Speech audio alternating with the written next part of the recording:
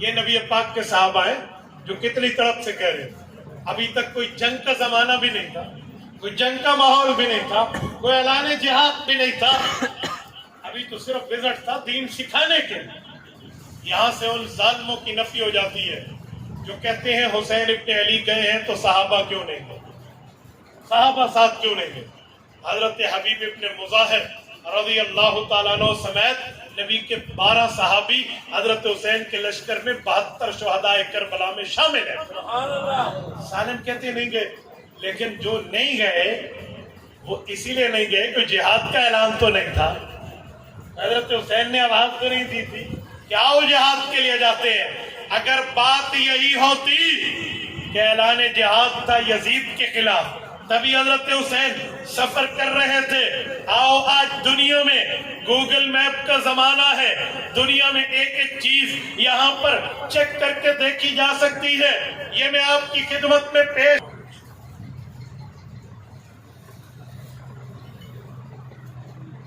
اگر ابھی کسی نے اٹھ کے جانا ہو تو سائیڈوں سے جانا، توجہ۔ یہ میں آپ کے سامنے مکہ مکرمہ سے کوفہ کا راستہ گوگل میپ پہ سرچ کر کے دکھا رہا ہوں کہ مکہ مکرمہ سے کوفہ کا سفر کتنا۔ مکہ مکرمہ سے کوفہ کا سفر یہ 1681 کلومیٹر بنتا ہے، اور مکہ مکرمہ سے دمشق کا سفر یہ کوئی 1300 کلومیٹر کے لگ بھگ بنتا ہے۔ اگر صرف یزید سے ٹکرانے کی بات تھی، کوفیوں کی دعوت نہیں تھی، تو یہ گوگل میپ آج بھی بتا رہا ہے حضرت حسین کو یزید کا راستہ تو قریب پڑتا تھا۔ دمشق کیوں گئے؟ دمشق چلے جاتے، کوفہ کیوں گئے؟ اس کا معنی ہے وہ جہاد کے لیے نہیں جا رہے، ابھی تو ابتدائی معاملہ تھا، ابھی حضرت حسین نے بلایا نہیں تھا، باقی صحابہ جاتے کیسے؟ اور تو تیسری بات، حضرت حسین کے سگے بھائی، آپ شریک بھائی، حضرت علی کے بیٹے۔ میں چکوال کی سرزمین پہ بیٹھا ہوں، چکوال کی سرزمین کو آوانوں کا شہر کہتے ہیں۔ آوان حضرت علی المرتضیٰ کی اولاد ہے، سید کی طرح محترم قوم ہے، حضرت محمد بن حنفیہ بن سیدنا علی کی اولاد ہے۔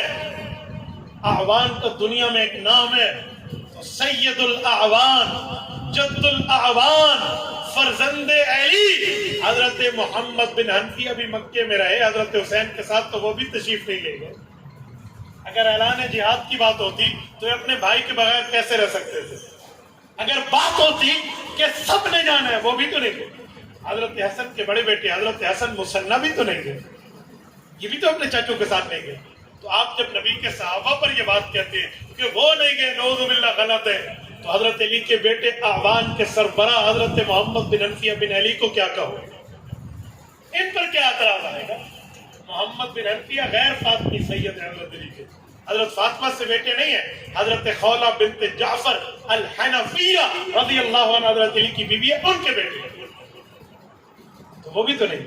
تو جو جواب آپ ان اہل بیت کا دے گے وہی جواب صحابہ کرام کا دے دے۔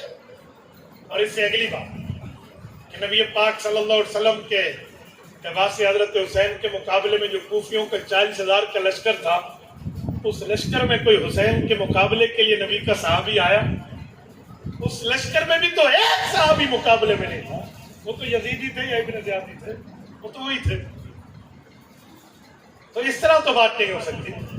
سنیے آپ، لیکن حضرت حسین رضی اللہ عبداللہ بن عباس کی بات کو اپنی جگہ رکھ کے نظر انداز فرما کر اولاد کے ساتھ تشریف لے گئے کہ مجھے تو کنفرمیشن ہو گئی، اب تو مجھے اپنے نمائندہ نے خط لکھ دیا، ذہن میں ہے نا بات، تشریف لے گئے۔ حضرت حسین زبالہ پہنچتے ہیں ابھی عراق کے ایریا میں، اور اطلاع ملتی ہے کہ وہاں تو گورنر حکومت والا تبدیل ہو گیا۔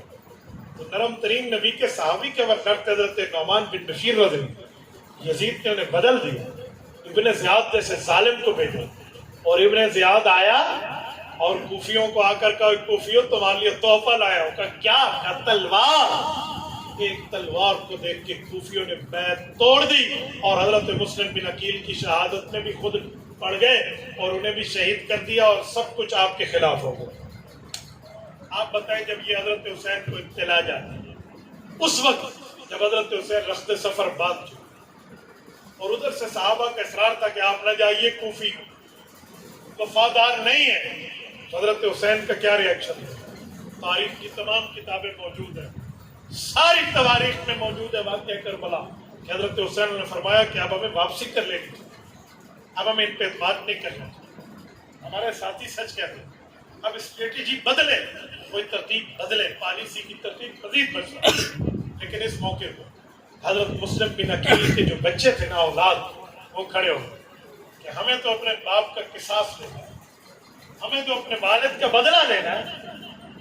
اب حضرت حسین کی محبت اور شرافت اتنی بڑی تھی کہ حضرت حسین ان کے ساتھ کیسے نہ جاتے، کہ ابھی تک کہ میرے ساتھ آئے ہیں، اب جب بات ان کی آ گئی تو میں ان کو چھوڑ دوں؟ یہ بھی تو بھتیجوں کی اولاد، یہ بھی تو کزن کی اولاد، بھتیجے تھے نا۔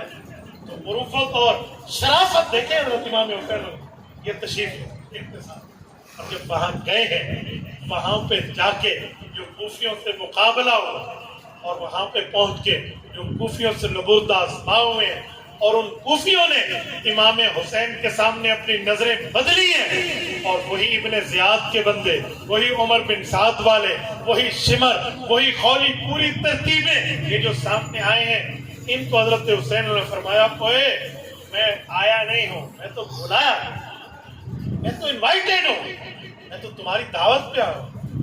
ہو سکتا تھا یہ مقابلہ صرف اس حد تک رہتا کہ چلو مقابلہ ہو جائے، لیکن جب یہ ظالم آگے بڑھے اور حضرت حسین کے سامنے آنکھیں نے صاف کی نا کہ آپ کیوں آگے، فلاں فلاں، ابن زیاد کے سامنے نمبر بنانے کے لیے ہم نے نہیں بلایا، پھر حضرت حسین نے فرمایا اچھا پھر تاریخ چاہتی ہے کہ میں راز فاش کروں، میں اس معاملے کو تشتام کروں، تو پھر حضرت حسین کے وہ تمام تھیلے جو حضرت حسین کے ساتھ اونٹوں پہ سوار تھے، جس میں ان کے خطوط تھے، وہ اٹھا کر ان کے کمانڈروں کے سامنے زمین پہ پٹخ دیے۔